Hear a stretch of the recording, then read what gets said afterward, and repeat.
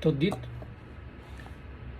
kam qenë thojse për 2-3 orë me një mikun tim I cili ka biznes dhe shkon shpesh herë në Ukrainë.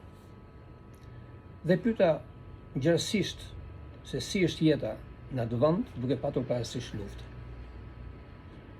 Dhe ai më tha që me të vërtetë është për të ardhur keq, se është shkatrimtare, sepse një vend që mund të ishte shumë I begat, që ka prodhime të jashtëzakonshme të dritit, është në gjendje lufte. Midis të tjera tha që kudo shikoj që bëshin trashe, po astojshin bunker apo të ndërtoheshin bunker. Dhe kjo më bëri të bëj një pyetje me veten, që edhe me shok të tjerë, po Shqipëria a është e përgatitur për luftë sot? A mundet që t'i bëj ballë një agresioni? Dhe çfarë ushtrie ka? Sepse kjo pyetje bëhet shumë natyrshëm, duke parë që kudo në botë ka vatra lufte, edhe në lindjen e mesme, edhe në Azi, pa diskutuar domethënë dhe në Europë. Dhe duhet të pyesim veten që a ka sot ushtrisë Shqipëria që t'i bëj ballë një agresioni, apo të mbrojë veten, apo një ushtri të përgatitur duke patur parasysh që Greqia po forcon shumë aviacionin, tanket, apo Turqia që ka marrë masa të jashtëzakonshme, që është numri 1 thuajse edhe në Europë për prodhimin e avionëve të vegjël me telekomand. Pra, po ne ku jemi?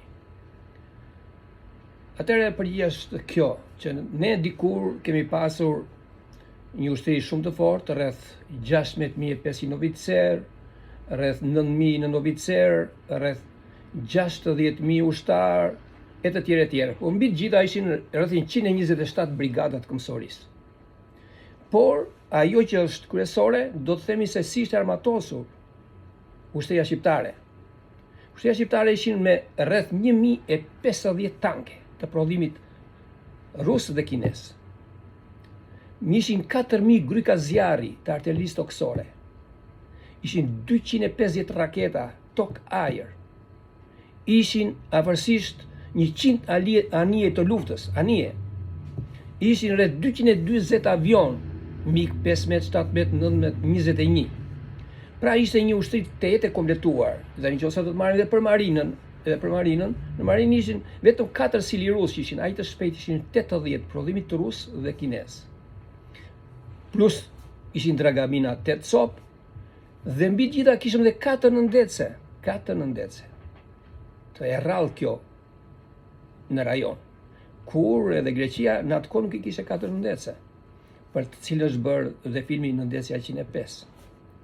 Pra të gjithë këto ku janë, ku zhdukën, ku shkuan, aq më tepër, edhe bunkerët janë shkatruar dhe ne thuajse jemi pa mbrojtur.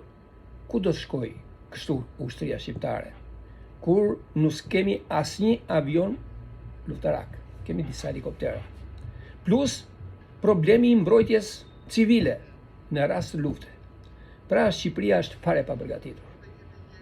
Është në pikë të hallit, duke patur parasysh që situata aktuale kudo në botë është shumë e rrezikshme dhe paraqet rrezikshmëri.